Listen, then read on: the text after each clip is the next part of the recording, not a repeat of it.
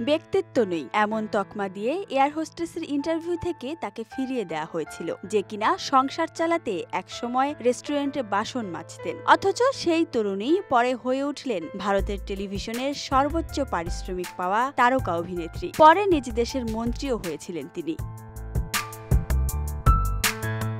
এক অবিশ্বাস্য পথ চলা এই তারকা অভিনেত্রী টেলিভিশনে সাফল্যের পর রাজনীতির ময়দানেও পা রাখেন তিনি। ভারতীয় জনতা পার্টির হয়ে নির্বাচনে প্রতিদ্বন্দ্বিতা করেন এবং একসময় কেন্দ্রীয় মন্ত্রিসভার গুরুত্বপূর্ণ দায়িত্ব পালন করেন। তার অভিনয়ের তুমুল জনপ্রিয়তা আর ব্যক্তিগত সংগ্রামের অভিজ্ঞতা তাকে সাধারণ মানুষের কাছে জনপ্রিয় করে তুলেছে।